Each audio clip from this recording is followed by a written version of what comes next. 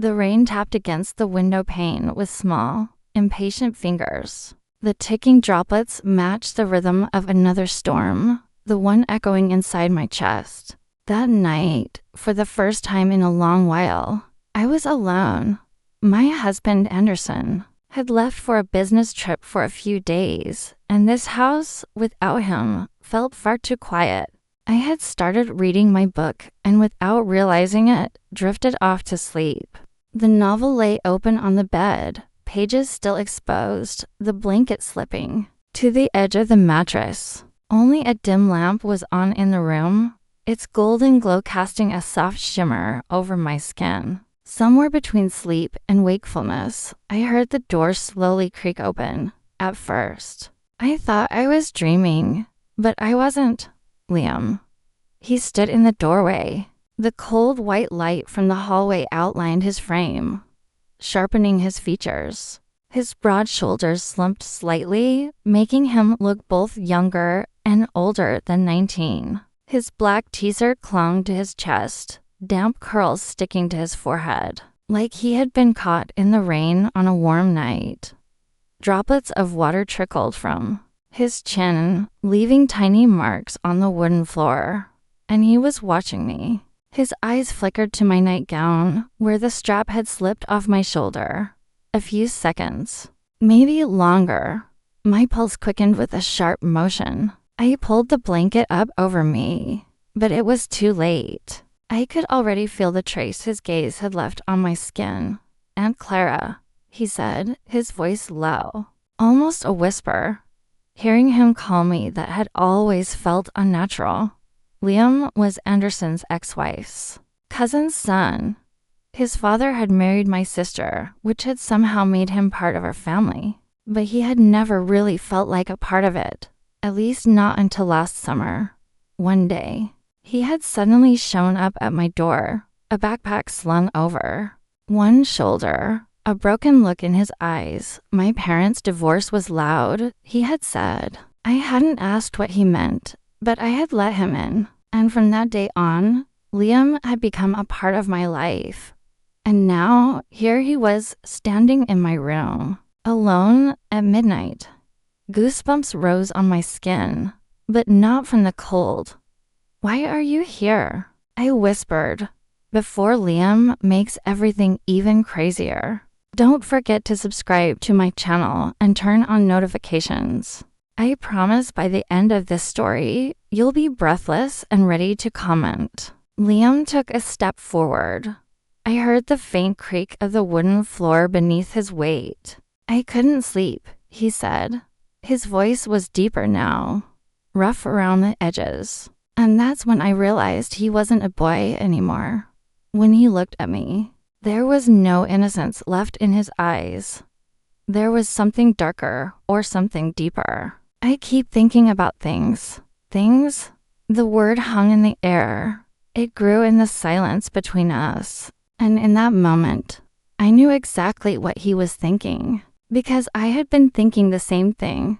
When we stood side by side in the kitchen, when our fingers accidentally brushed against each other, when his eyes lingered on me as he sat alone on the balcony. On those nights when I saw him looking at me from the terrace, the ashes of his cigarette burning like tiny, angry stars, the sting I felt in my ribs when he accidentally called me Clara and blushed. I remembered those moments, too, but they were supposed to be buried and forgotten. "Liam, you shouldn't be here," I said, but my voice wasn't as firm as it should have been. Liam sat down slowly at the edge of my bed. The mattress dipped under his weight. And in that moment, something inside me caved in. I looked away, but I could feel his breath on me. His damp jacket brushed against my blanket, sending a shiver through me. "You're shaking," I said, though I was the one trembling. "Yeah," he whispered, but his voice sounded like he was smiling. His fingers reached out, gently picking up a stray strand of hair from my cheek and tucking it behind my ear. As he did, his fingertips brushed along my jawline. My breath caught. Deep down, I knew how wrong this moment was. But the rest of me was burning. Liam. I said his name, but I wasn't sure if it was a warning or an invitation. His thumb traced the edge of my lower lip. I've wanted to do this since the day I got here, he admitted. The confession hung in the air. Bare and dangerous. Outside, thunder tore through the night.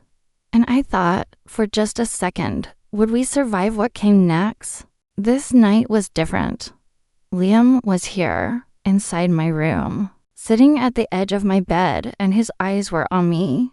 There was a storm inside him. I could feel it. But the worst part was there was one inside me too. I looked at him, trying to steady my breath. The sound of rain echoed around the room, pulling us deeper into the night. Liam's shoulders slumped slightly. His eyes were tired, but at the same time they were waiting for something. You feel bad, I said slowly. And you're lonely. Liam looked away, but he didn't say a word. I could have turned this into an opportunity to act like an adult, like a mature woman. I could have played the role of a caregiver. But deep down, a part of me knew this moment meant something to me, too. You can sleep here tonight in my room, I said, forcing my voice to stay firm. Maybe having someone close will help you feel better. Liam's eyes snapped to mine. There was hesitation in his face, surprise. And then that hesitation disappeared. He nodded slowly. Really? I swallowed. Yes, it'll be good for you. But what I felt inside had nothing to do with what was good for him. I framed it in my mind as a way to help. I was comforting a lonely boy. But the truth was, this was an escape from my loneliness, too. Liam was young, strong, unfamiliar, not even a real relative. Sharing this night with him felt like unlocking a forbidden door. Inside me there was a voice saying no. But there was another voice, deeper, more dangerous, whispering yes. When he laid down on the other side of the bed, the space between us felt like a barrier. But it wasn't enough to suppress what I was feeling. I closed my eyes, trying to steady my breath. But I could feel his presence beside me in every single cell of my body. Would this night stay like this? Maybe for now. But whatever was meant to happen wasn't over yet. In the morning, when I woke up, the space beside me was empty. My eyes fluttered open, my breath quickening for a moment. I pulled back, lifting my head. The blanket had slipped off me. My nightgown was messy, the strap sliding even lower off my shoulder. I sat there for a few seconds, completely still.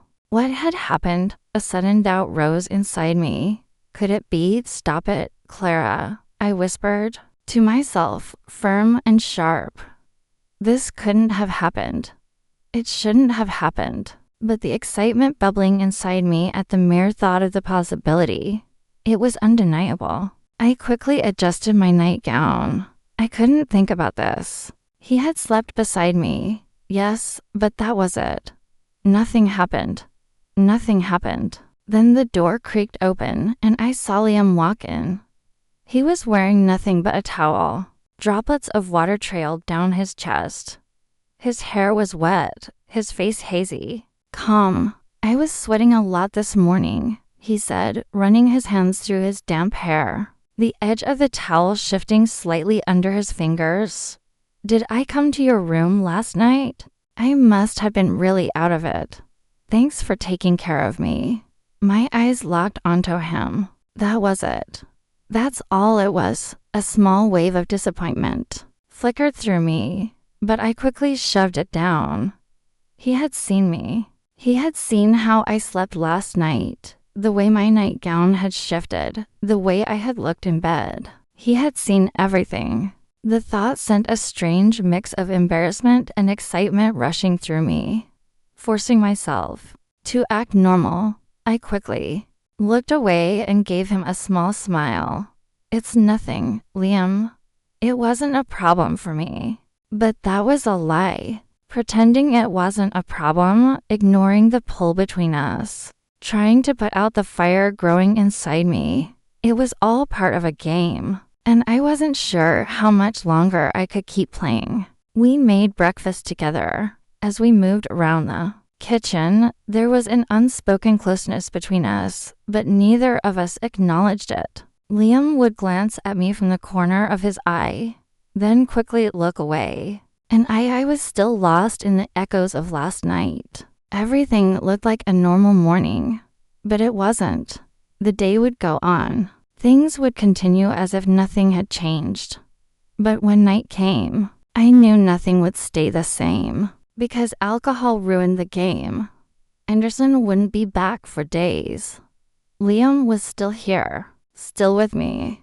But this morning, waking up to find him gone, seeing him walk out of the shower and talk as if everything was perfectly normal, it planted a doubt inside me.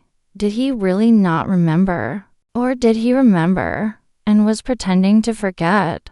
There was only one way to find out. Alcohol. I planned a night that would relax him, make him vulnerable, bring out whatever he was hiding. They say honesty is found on the tongue of the drunk, and tonight, I wanted to see Liam's tongue loosen. When evening came, I went into the kitchen and picked one of the strongest drinks, Anderson's dark amber whiskey, the one he kept for special occasions, gathering dust on the shelf. When I walked into the living room with it, Liam was sitting on the couch, lost in the TV. He wore one of those casual yet effortlessly attractive t-shirts. His legs stretched out in front of him, looking relaxed. But I wanted to see him truly let go. How about unwinding a little tonight? I said, raising the bottle in the air. Liam lifted an eyebrow at me. He smirked slightly, but there was hesitation in his eyes. You never really liked drinking. I shrugged. Sometimes rules need to be broken. He looked at me for a moment. In that moment, we both knew we were playing a game. But which side would win? Finally, he shrugged and sank a little deeper into the couch. All right, Clara. In that case, pour me a glass. I filled the glasses. The first sips were heavy and burning, but as the conversation picked up, the drinks went down faster. Soft music played in the background as we started with casual topics. Life, future plans, the house, his family. But slowly, as the glasses emptied, the subjects deepened. Liam's eyes were warmer now. He had loosened up, and I was ready. I drank the last drop in my glass, feeling something inside me completely unravel. The night, the alcohol, and the feelings that had been echoing inside me for far too long. There was no stopping them now. I placed my glass on the table and locked eyes with Liam. He didn't look away either, but something had changed in his gaze. There was hesitation, anticipation, maybe even fear. Do you remember last night? I asked slowly. Liam's hand froze around his glass. His breath subtly quickened. That was the reaction I wanted. He looked away, but I wasn't going to let it go. I leaned in a little closer. The distance between us had nearly disappeared. Liam, I said, my voice slightly unsteady from the alcohol. Tell me the truth. Liam swallowed. Then he lifted his head and met my eyes. Clara, he said, his voice barely above a whisper. His eyes burned like fire, but I didn't back down. You remember, don't you? I pressed. Are you pretending you forgot? Or do you actually not remember? Liam parted his lips, but he didn't speak. That silence, those few seconds of emptiness, it burned inside me. I had enough. Of course you remember, I whispered. That's why you won't look at me. Liam took a deep breath and ran a hand through his hair. Finally, he turned his head to me. I remember, he said. His voice was low, but the words were clear. It was real. My eyes narrowed slightly. That suffocating feeling inside me faded into something closer to satisfaction. But it wasn't enough. I wanted more. Last night, it felt normal having you next to me, didn't it? I said. In that moment, it didn't feel weird. Liam frowned. Yeah, in that moment, it didn't feel weird. What about now? I asked. There was a brief silence. Liam couldn't look away from me anymore. Now it's embarrassing, he said, his voice turning sharp. Now you're pushing me, Clara. What are you trying to do? There was anger in his voice, but something else too, a kind of vulnerability. And that was exactly what I wanted to hear. The heat inside me grew stronger. Liam clenched his fist, then released it. He was trying to steady his breathing, but I stepped even closer. What do you want, Clara?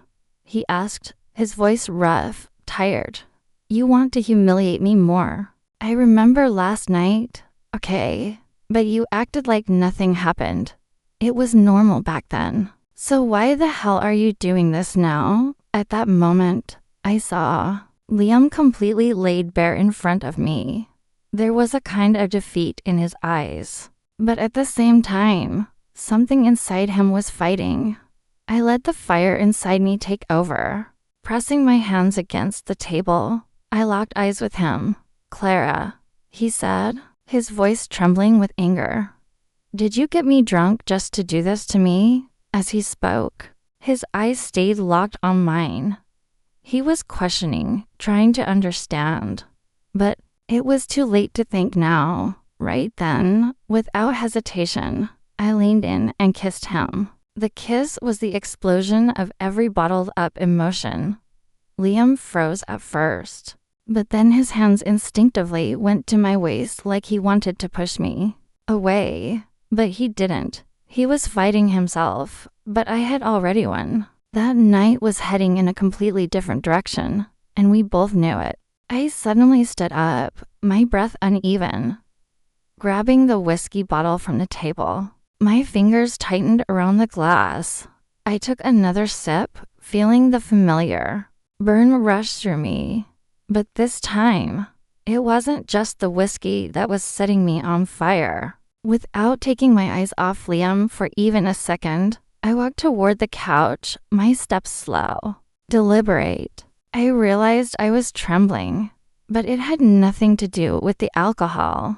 I sank into the couch, placing the bottle beside me, my hand still warm from holding it. Then, without thinking, I slipped the straps of my dress off my shoulders, letting the fabric fall away. My eyes stayed on Liam. A challenge, a game. But beneath it all, a certainty as I whispered, "Didn't you always like things to move fast, Liam?" Liam froze in place. His eyes were locked on me, watching my every move. His chest was rising and falling, quickly, as if the weight of this moment had hit him like a shockwave. Then slowly, he stepped toward me, his hand pressed against the armrest of the couch, his knee resting beside me as he leaned in. His breath was close now, warm, deep. Something inside me trembled, but this time, backing down wasn't even a thought in my mind. We were drunk, but that only encouraged us. Liam didn't pull back. He came forward. We were eye to eye. I felt something big inside me, and it was a kind of warmth. What I needed was a lot of warmth. Liam seemed nervous. I had just pissed him off, but now I wasn't bothered by it. On the contrary, his nervousness made me even more excited. Liam liked things to happen fast, really. My body shuddered with convulsions.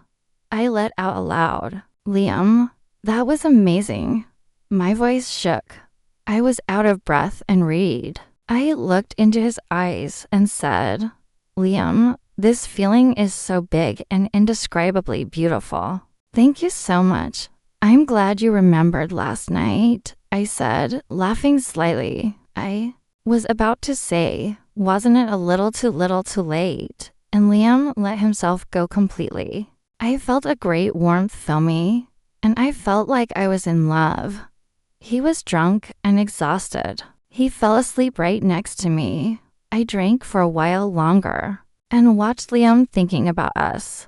Thinking about what was going to happen next was enough to make me even more excited. You've made it this far. I know my story has touched you. Don't forget to follow, turn on notifications, and leave a comment about this story so you don't miss out on more. I can't wait to hear your thoughts, and please don't forget to like,